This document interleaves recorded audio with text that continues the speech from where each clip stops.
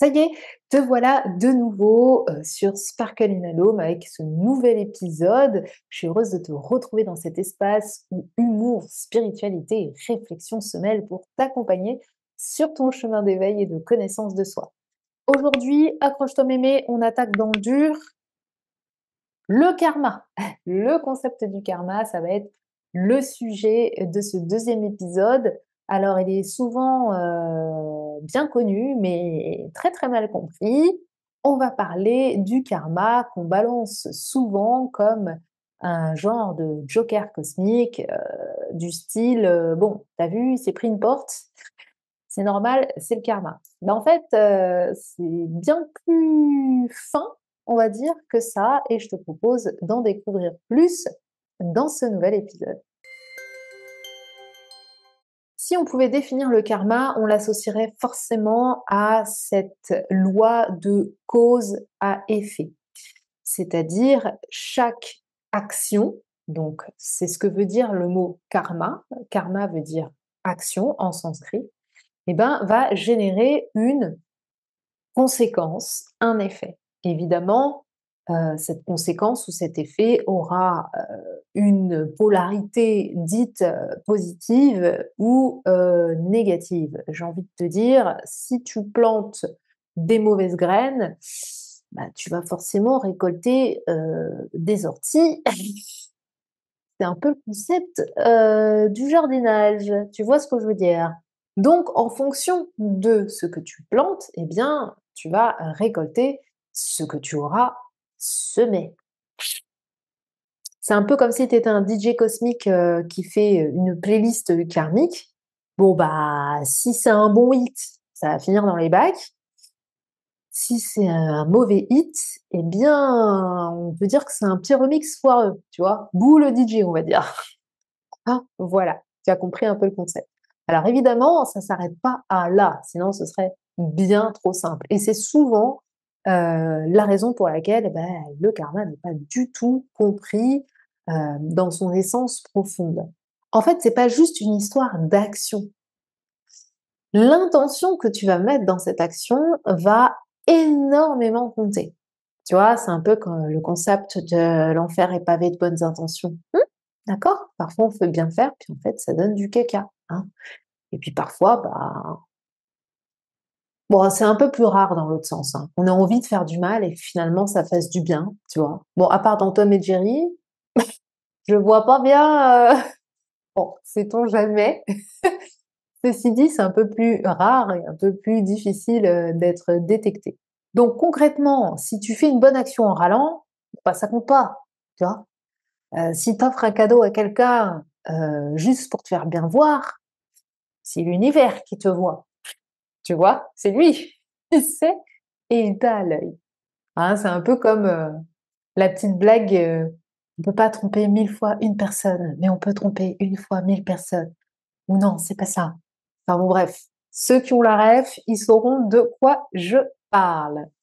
Maintenant que tu sais, heu, les bases du fondement du karma, je vais te dire ce que le karma n'est pas. Et oui, parce que comme je te l'ai dit, il est souvent mal compris. Déjà d'une, c'est pas œil pour œil, dent pour dent, d'accord? C'est un peu plus subtil que ça. Je te donne un exemple. Si, dans une vie, j'ai assassiné quelqu'un, d'accord? Eh bien, si, je décide de venir épurer ce karma dans cette vie, et je dis bien si je décide parce que c'est un élément dont je te parlerai plus tard, eh bien, ça ne veut pas dire que je vais me faire assassiner. Non. L'action qui a été générée, c'est de tuer quelqu'un, d'accord? La conséquence, l'effet, ça va être la souffrance, la perte, le deuil, et cetera. Eh bien, là, ça va être, la même chose. C'est-à-dire que ce qui est le plus important de comprendre, c'est que c'est l'âme, la seule décisionnaire de la manière dont elle va venir équilibrer ce karma. Donc ça ne veut pas dire qu'elle va se faire assassiner, cette âme incarnée dans cette vie, mais peut-être qu'elle va choisir, par exemple, d'être dans une relation de couple depuis le lycée, ça fait 30 ans qu'ils sont ensemble et son conjoint, se fait, renverser par une voiture ou assassiner, peu importe, ou quoi que sais-je, il décède, d'accord? Donc, la conséquence de cette action, c'est la fin d'une vie, d'accord? Et la conséquence, c'est que cette âme, elle va expérimenter le deuil, la perte et la souffrance pour rééquilibrer ses actions précédentes, d'accord? C'est un exemple, évidemment, il y a X manières de venir expérimenter euh, un karma à rééquilibrer, d'accord? Si une âme décide qu'elle n'est pas qu'un corps, elle peut très bien s'incarner avec un handicap pour justement le dépasser, comme on voit à la télé, des gens qui traversent la Manche alors qu'ils n'ont pas de bras, qu'ils n'ont pas de jambes. Bref, elle aura fait l'expérience qu'elle est plus qu'un corps. Donc, peu importe la manière, c'est l'âme qui décide de cette manière d'équilibrer ce karma. Ça, c'est la première chose. Toujours dans la continuité, œil pour œil, dent pour dent, je t'invite vraiment à faire attention à cette notion de bien et de mal. Oui, nous sommes dans un monde dual. Ça veut dire quoi concrètement? Ça veut dire que pour expérimenter le chaud, il faut connaître le froid. Pour connaître le haut, il faut connaître le bas.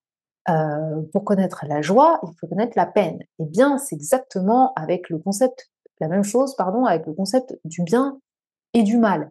D'accord? Donc, c'est le monde de la matière dans lequel on vit qui donne cette énergie duale, qui fait que la règle du jeu, c'est comme ça. Sauf que quand on est dans la conscience du tout, quand on est donc à la maison, à la source, paradis, peu importe comment tu vas appeler ça, quand on est dans cette conscience d'âme, eh bien, la notion de dualité n'existe pas. Donc, le bien, le mal n'a pas d'essence, on va dire, dans la conscience du tout. N'oublie pas la phrase que je t'ai dit, l'enfer est pavé de bonnes intentions. Tout n'est pas si manichéen que ça. Maintenant que tu sais ce que n'est pas le karma, je te propose qu'on aille faire un petit tour des 3 grands karmas. Alors attention, on va les regrouper comme ça. Il y en a bien plus que ça, mais on va voir qu'il y en a un qui en regroupe plusieurs. Donc dans ce game de la vie, du karma, de l'incarnation de l'âme, eh bien on n'est pas tout seul. Hein. C'est comme une équipe de foot, il y a toi, il y a ta famille, il y a le monde entier qui joue dans le même jeu. D'accord? Et ce que tu vis aujourd'hui peut être la conséquence des actions que tu as posées dans d'autres vies. Je dis souvent pour 2 raisons. La première, c'est que ce qui est important de bien saisir, c'est que le karma se crée dans l'instant présent. À chaque instant, on a des pensées, on a des intentions et on pose des actions. Si je prends un stylo, je prends un stylo. Bon, si je décide de planter mon voisin, c'est encore une autre action, une autre prise de décision. Mais ce que je veux dire, c'est que le karma, il se crée tout le temps, maintenant, dans l'instant présent. Donc, pourquoi je dis souvent? Parce que cette vie aussi, elle compte. D'accord? Donc, ça ne veut pas forcément dire que tu vas amener un karma d'une autre vie, mais que tu vas t'en créer un dans cette vie-là. D'accord? Alors après, le karma, il peut avoir différents effets. Hein. On a le karma immédiat, on a le karma d'autres vies, etc. Bon, tout ça, ce sera peut-être le sujet d'un autre podcast. Mais voilà, ça c'est important de saisir qu'il y a cette subtilité-là, pour commencer. Donc, cette vie aussi compte énormément. Hein. Chaque action que tu poseras aujourd'hui aura un impact, soit dans cette vie, soit dans d'autres. La deuxième chose, c'est que l'âme ne décide pas toujours de venir épurer un karma. Parfois, l'âme, elle décide d'une vie où elle va, entre guillemets, se reposer. Ça, ce sera aussi le sujet d'un autre podcast. Mais voilà, ces 2 subtilités font que j'emploie le terme souvent parce que c'est pas systématique, d'accord? Évidemment, tout ça, ça va dépendre de ton niveau de conscience et de où en est ton âme dans son évolution. Donc oui, pour résumer, tes actions dans d'autres vies ont possiblement pu laisser quelques casseroles que tu traînes encore aujourd'hui, Mais attention, c'est pas une fatalité. Le karma, c'est avant tout une invitation à reprendre les rênes de son destin, à te faire comprendre que tu es responsable de ta propre vie et que si tu poses des choix conscients, ça peut influencer positivement ton avenir. Donc revenons au sujet, parlons des différents karmas. On va commencer avec le karma dit individuel. Donc le karma individuel, tu l'auras compris, c'est ton karma à toi, tes pensées, tes actions, ça ne concerne que toi. Ensuite, tu as le karma familial. Bouh! Le karma familial. Alors là, bon, tu vois les bagages là, c'est les bagages du clan familial que tu portes de manière inconsciente, sans même t'en rendre compte parfois. Parfois, on en a un peu conscience, mais parfois on n'a pas l'ampleur de la conscience de ce que ça peut, de la manière, pardon, dont ça peut impacter nos vies. Donc, dans ce karma familial, il y a les blessures du passé, les schémas répétitifs, les comportements déviants, par exemple. Bon, après, encore une fois, ce karma familial peut venir de ton karma personnel, puisque si tu fais partie de la famille, en fait, individuellement, tu vas, on va dire, nourrir ce karma familial. Et voilà, donc tous ces bagages se transmettent de génération en génération. Chaque fois qu'il y en a un qui part, il te dit: «Tiens, prends ma valise, tu as à boire et à manger pour un petit moment. Voilà, ce sera pour ton petit voyage». Et puis, il y a ce qu'on appelle le karma collectif. Donc là, on va au niveau macro, hein, du truc. Alors, j'ai dit macro, pas l'autre. Donc là, dans ce karma dit collectif, tu as différents karmas qui cohabitent et qui créent ce karma collectif. Tu peux avoir un karma planétaire, karma des pays, karma des villes, etc. Là-dedans, tu as différents types de karma qui existent. Donc, comme je te l'ai dit, ce karma va englober des groupes entiers, voire l'humanité tout entière. Donc oui, nos choix collectifs vont laisser une empreinte sur la planète, que ce soit à travers des guerres, des injustices, des crises écologiques, etc. Là aussi, on est dans le niveau macro du karma, tu vois.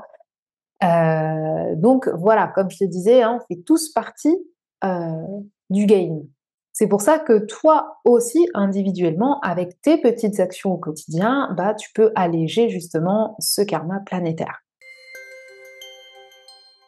Maintenant, j'aimerais qu'on relie le karma au cycle d'incarnation. Bah oui, parce qu'ils sont intrinsèquement liés.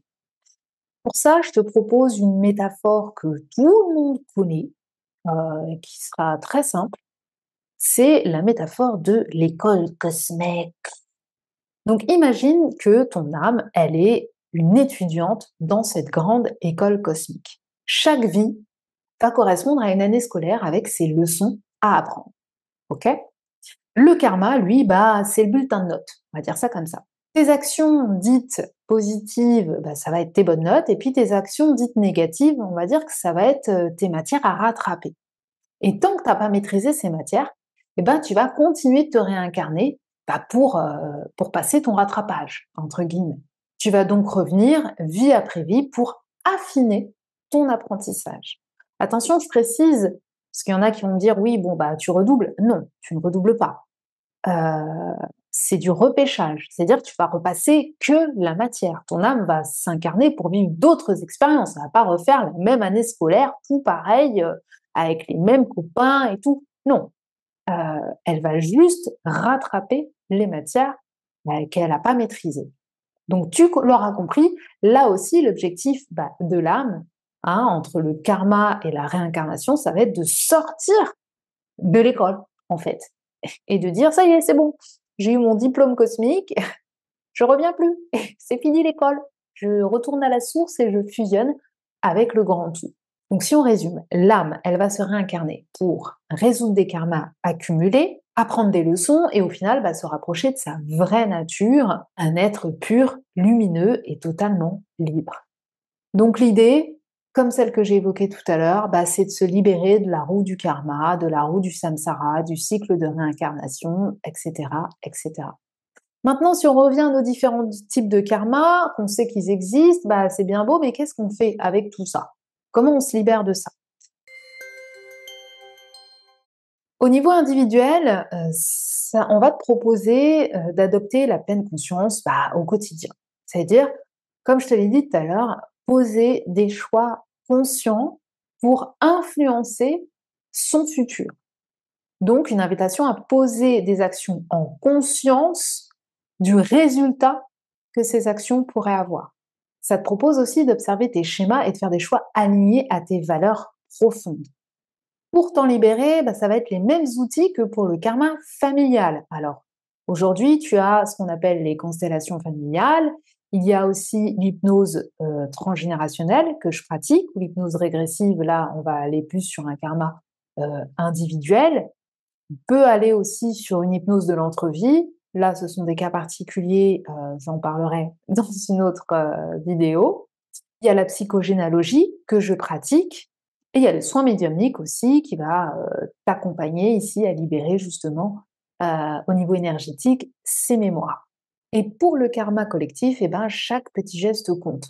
Donc ça peut être d'engager pour des causes qui te tiennent à cœur, ça peut être créer une association, ça peut être d'engager pour l'environnement et aller nettoyer des plages, ça peut être sensibiliser les autres, tout ce qui est de l'ordre de la compassion et de l'entraide. Vraiment, c'est ça qui va permettre d'alléger ce karma collectif qui est un peu plus lourd. Donc en résumé, le karma, c'est ni une punition, ni une récompense, c'est juste une mécanique d'équilibre bien huilée et un outil pour évoluer et grandir en conscience. Donc la prochaine fois que tu entendras quelqu'un dire c'est le karma, tu pourras sourire doucement parce que maintenant tu sais que c'est bien plus que ça. Et évidemment, si tu veux aller plus loin dans ton exploration, n'hésite pas à utiliser des ressources et des outils qui vibrent avec toi, c'est important. Voilà, on a survolé le concept du karma, on a parlé des différents karmas qui existaient, du lien entre le karma et la réincarnation. J'espère que ce deuxième épisode de Sparkle Lunalome t'a intéressé. N'hésite pas, si c'est le cas, à liker, partager cette vidéo, à t'abonner. Comme d'habitude, je t'invite vraiment à me partager en commentaire ton expérience, tes réflexions, ton propre cheminement par rapport au karma. Je serais ravie d'y répondre. Si tu veux aller plus loin, n'hésite pas à explorer l'univers de mon site internet, mais aussi à t'inscrire à la newsletter parce que je propose des ateliers, des conférences sur ces différentes thématiques. Et j'espère en tout cas que ça pourra t'apporter des outils, des billes supplémentaires sur ton chemin d'éveil et de connaissance de soi. J'ai hâte de te retrouver pour un nouvel épisode. Je t'embrasse fort, prends bien soin de toi et à très bientôt car ton étincelle est essentielle.